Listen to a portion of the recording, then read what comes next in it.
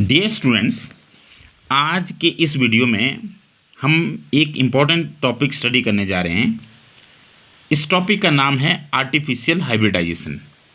जैसा कि नाम से ही पता चलता है, आर्टिफिशियल का मतलब होता है the thing which is not natural. Natural का मतलब होता है कि आर्टिफिशियल जो प्रोसेस होता है उसको हम करते हैं बजाय कोई नेचुरल एजेंसी। आर्टिफिशियल मीन से जो हाइब्रिडाइजेशन होती है that is called as artificial hybridization. अब हाइब्रिडाइजेशन की हम बात करें तो it is the process of crossing two genetically different individuals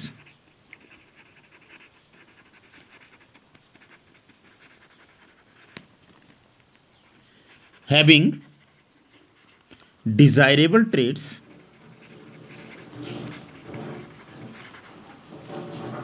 to obtain an offspring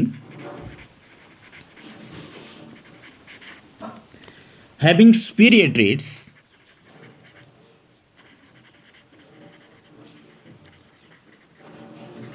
than the parents। अब मतलब क्या हुआ कि हमने दो डिफरेंट इंडिविजुअल सेलेक्ट करने हैं और उनमें हमने डिजायरेबल ट्रेट्स छांटेंगे और वो जो डिजायरेबल ट्रेट्स होंगे दोनों पेरेंट्स के, वो हमारे जो ऑफस्प्रिंग में आ जाएंगे और ऑफस्प्रिंग उन दोनों से कंपेरेटिवली सुपीरियर होगा। अगर हम आर्टिफिशियल हाइब्रिडाइजेशन की बात करें तो क्रॉप इंप्रूवमेंट की जहां पर हम बात करते हैं वहां पर सबसे ज़्यादा इस प्रोसेस का यूज होता है। अब आप ये पहले पढ़ चुके हैं कि पोलन और पिस्टिल में इंटरेक्शन होती है। जब पोलन और पिस्टिल में इंटरेक्शन होती है and you know that this depends upon the selection and rejection of the pollen grain by the stigma। और ये डिपेंड करती है कि वो जो केमिकल कंपाउंड्स होते हैं they interact with each other. The chemical compounds of the pollen grain they interact with the chemical compounds of the pistil and then selection और रिजेक्शन इज मेड। इस नॉलेज को अगर हम यूज़ करें तो हम क्या कर सकते हैं, डिफरेंट स्पीसीज को, या तो डिफरेंट स्पीसीज होगी या डिफरेंट जेनरा भी हो सकते हैं, उनकी हम क्रॉसिंग कर सकते हैं। और क्रॉसिंग करने का क्या बेनिफिट होगा, जो commercially superior varieties are obtained या varieties are produced. This process is called as artificial hybridization. तो अभी तक हमने आर्टिफिशियल हाइब्रिडाइजेशन के बारे में पढ़ा कि इस प्रोसेस में हम पेरेंट्स सेलेक्ट करते हैं जिनमें डिजायरेबल ट्रेट्स होते हैं। उसके बाद हम क्या करते हैं, उनकी क्रॉसिंग करते हैं और क्रॉसिंग करने के बाद हम ऐसे ऑफस्प्रिंग प्रोड्यूस करते हैं, ऐसी वेराइटीज़ बनाते हैं जिनके ट्रेट्स जो होते हैं जिनके जो ट्रेट्स होते हैं वो ज़्यादा बेटर होते हैं। अब अगर हम इसकी बात करें तो हम बात करेंगे कि आर्टिफिशियल हाइब्रिडाइजेशन में कौन कौन सी टेक्निक्स होती है या क्या क्या स्टेप्स फॉलो किए जाते हैं। तो अगर हम टेक्निक्स की बात करें तो इसमें सबसे पहली टेक्निक होगी सिलेक्शन ऑफ पेरेंट्स। जो स्टेप है इसका, वो सबसे पहले आपको पेरेंट्स सेलेक्ट करने पड़ेंगे। कैसे पेरेंट्स सेलेक्ट करने होंगे, the parents having desirable characters, desirable traits. आपको वो पेरेंट्स सेलेक्ट करने हैं जिनमें डिजायरेबल ट्रेट्स हो ताकि हमारा जो ऑफस्प्रिंग बने उसमें वो सारे के सारे ट्रेट्स आए। दूसरा जो सबसे इंपॉर्टेंट स्टेप है, it is one of the most important technique of artificial hybridization, it is called as emasculation. अब इमेस्कुलेशन की हम बात करें तो इमेस्कुलेशन का मतलब होता है removal of anthers from the flower bud. Removal of anthers from the flower bud. हम यहाँ फ्लावर बड की बात करते हैं। Before anther dehiscence using a pair of forceps. इसका मतलब क्या हुआ कि हमने फ्लावर बड से ही एंथर्स को हटा देना है। कब हटा देना है? जब तक वो मेच्योर नहीं हुए हो, क्योंकि जब वो मेच्योर हो जाएंगे तो आपको पता है कि वहाँ पे सेल्फ पॉलिनेशन हो सकती है। इसलिए उनके डाइसेंस से पहले ही हम उनको हटा देंगे using a pair of forceps, and this removal of anthers from the flower bud is called as emasculation. पर ये बड़ी इंपॉर्टेंट चीज़ है, इसकी आवश्यकता कब होगी, इसकी ज़रूरत कब होगी? जब फ्लावर बाइसेक्सुअल होगा। क्योंकि अगर फ्लावर बाइसेक्सुअल होगा तो उसके अंदर स्टिग्मा भी होगा, जो पिस्टिल का पार्ट है, और साथ में उसमें एंथर्स भी होंगे। तो इसका मतलब है कि वहाँ पे पिस्टिल और एंथर्स दोनों होंगे, और एंथर्स के अंदर पोलन ग्रेन्स बनेंगे। तो वो पोलन ग्रेन जो है सेल्फ पॉलिनेशन कॉज कर सकते हैं, और हमारा जो एम है वो है क्रॉस पॉलिनेशन या cross fertilization, and it is only possible when we discourage this self pollination. क्योंकि हमने जो पेरेंट्स है वो सेलेक्ट किए हैं डिजायरेबल कैरेक्टर्स के साथ, अब हम उन्हीं के पोलन से लेंगे और जो सेलेक्टेड फीमेल प्लांट होगा उसके स्टिग्मा के ऊपर गिराएंगे। तो this is called as emasculation. तो इमेस्कुलेशन अब क्लियर हो जानी चाहिए कि इमेस्कुलेशन का मतलब है कि अगर फ्लावर बाइसेक्सुअल है तो हम क्या करेंगे, उसके एंथर्स को हटा देंगे। कब? जो फ्लावर बड स्टेज में ही, ताकि वो एंथर जो है वो उसकी डाइसेंस ना हुई हो, और उससे पहले हम उसको हटा देंगे। और इस प्रोसेस को का जो मेन एम है टू प्रिवेंट सेल्फ पॉलिनेशन। अब जब हमारी ये दो स्टेप हो गए, पेरेंट्स सेलेक्ट हो गए, इमेस्कुलेशन हो गई, तो जो नेक्स्ट स्टेप है that is also very important, it is called as bagging. अब बैगिंग, जैसे नाम से ही पता लग रहा है कि हमने बैग लगा देना है, थैला चढ़ा देना है, तो हम बैगिंग किसकी करेंगे?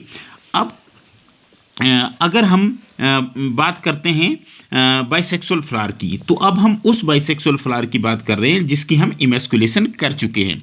क्योंकि अब उसके अंदर केवल पिस्टिल है, उसके अंदर केवल फीमेल पार्ट है, गाइनोसियम है, देयर इज़ नो एंड्रोसियम, और उसकी कंटामिनेशन ना हो, तो इसलिए हम क्या करेंगे, उसकी बैगिंग कर देंगे टू अवॉइड कंटामिनेशन। कंटामिनेशन किससे?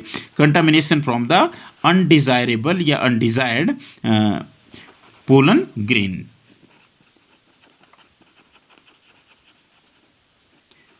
अब ये जो बैगिंग है ये कैसे करेंगे?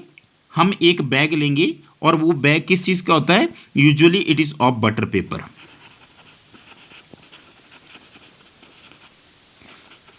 और इससे उस फ्लावर को कवर कर देंगे ताकि उसके ऊपर अनडिजायरेबल या अनडिजायर्ड जो है वो पोलन ग्रेन ना गिरे।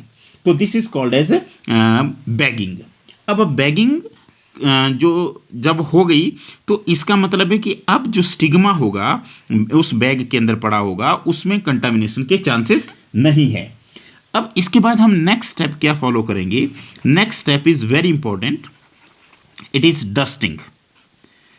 डस्टिंग का मतलब क्या हुआ? अब हमने जो डिजायर्ड मेल प्लांट होगा, जो सेलेक्टेड मेल प्लांट होगा, जिसके एंथर से हम पोलन ग्रेन लेकर के डिजायर्ड फीमेल प्लांट के स्टिग्मा पर गिराएंगे, वो प्रोसेस डस्टिंग कहलाता है। डस्टिंग का मतलब हुआ कि pollen grains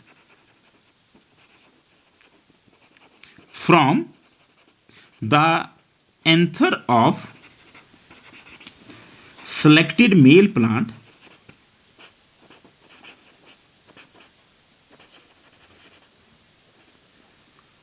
are dusted on the stigma of selected or bagged female plant. ये हुई डस्टिंग। डस्टिंग का मतलब सिंपल इतना करें कि जो पोलन ग्रेन कब, अब जब वो तैयार हो जाएंगे, जब उसकी डाइसेंस हो जाएगी, जो राइपन्ड जिनको हम पोलन ग्रेन भी कह सकते हैं या डेवलप्ड पोलन ग्रेन्स भी होंगे, उनको हम स्टिग्मा के ऊपर डाल देंगे। और किस स्टिग्मा के ऊपर डाल देंगे? जिसकी हम बैगिंग कर चुके हैं और जिसमें हम ये रोक रहे हैं कि उसकी कोई कंटामिनेशन ना हो किसी अनडिजायर्ड या अनडिजायरेबल पोलन ग्रेन से। और इसमें कब हम उसकी डस्टिंग करेंगे? When this stigma becomes the receptive.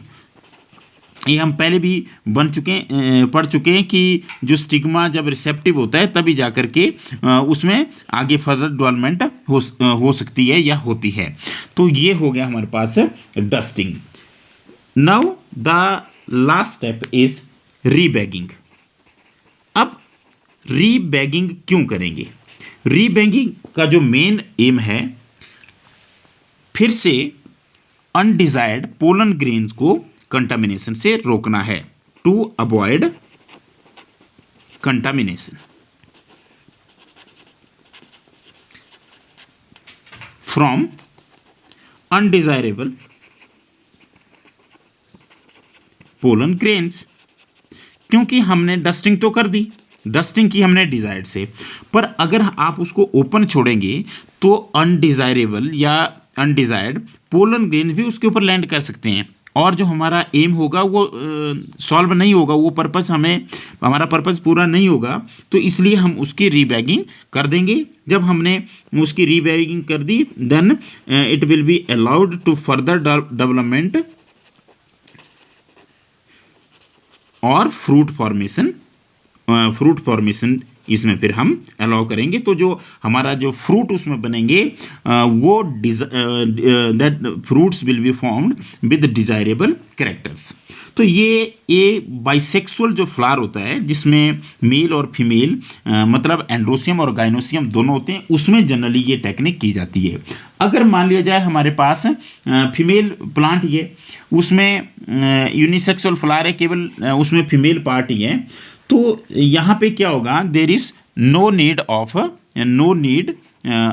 Of emasculation. तो वहाँ पे एक स्टेप जो है हम उसको मिस कर सकते हैं, दैट इज इमेस्कुलेशन। और इसमें हमने क्या करना, उसके बाद फिर फ्लावर बड की हम बैगिंग करेंगे। फ्लावर बड की बैगिंग इसलिए ज़रूरी है ताकि फिर से कंटामिनेशन ना हो।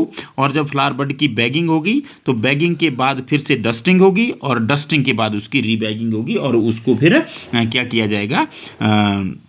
अलाउ किया जाएगा कि वो ग्रो कर जाए। तो आज हमने जो टॉपिक किया, अब उसको मैं रिवाइज करने जा रहा हूँ। आज हमने टॉपिक किया आर्टिफिशियल हाइब्रिडाइजेशन। और आर्टिफिशियल हाइब्रिडाइजेशन की अगर हम बात करें तो इसमें क्या होता है, हम टू जेनेटिकली डिफरेंट इंडिविजुअल को क्रॉस करवाते हैं और उनमें डिज़ायरेबल ट्रेट्स को लेते हैं ताकि हमारे पास जो ऑफस्प्रिंग हो that is produced with superior traits in comparison to parents. अब ये क्रॉप इम्प्रूवमेंट की अगर हम बात करें तो वहाँ पे बहुत इंपॉर्टेंट होता है और इसमें हम सारा जो पोलन पिस्टिल इंट्रैक्शन की नॉलेज का बेनिफिट लेते हैं और इसको हम पहले पेरेंट्स को सेलेक्ट करते हैं जिनमें वो डिजायर्ड कैरेक्टर होते हैं, फिर उनकी इमेस्कुलेशन करते हैं in case of bisexual flower. अगर यूनिसेक्सुअल फ्लावर है then there is no need of the emasculation. फिर हम उसकी बैगिंग करेंगे to avoid further contamination. Bagging करने के बाद हम उसकी डस्टिंग करेंगे, dusting of the stigma of the selected parent with desired pollen grains, और उसके बाद दोबारा से उसकी रीबैगिंग कर देंगे। जब रीबैगिंग कर देंगे तो उसके बाद वो उसको अलाउ किया जाएगा फर्दर डेवलपमेंट के लिए ताकि फ्रूट ग्रो करे, फ्रूट डेवलप करे और इस तरह से हमारे पास जो ऑफस्प्रिंग बनेगा that will have superior trait in comparison to the selected parents for the artificial hybridization. अब हम जो नेक्स्ट वीडियो में जब हम बात करेंगे तो अब हम बैगिंग भी कर चुके हैं, उसके अलावा रीबैगिंग हमारा जो प्रोसेस है वो कंप्लीट हो चुका है। अब हम बात करेंगे डबल फर्टिलाइजेशन की, which is unique in case of angiosperms. Angiosperms के केस में हम this double fertilization is very important and very unique process. Thank you very much.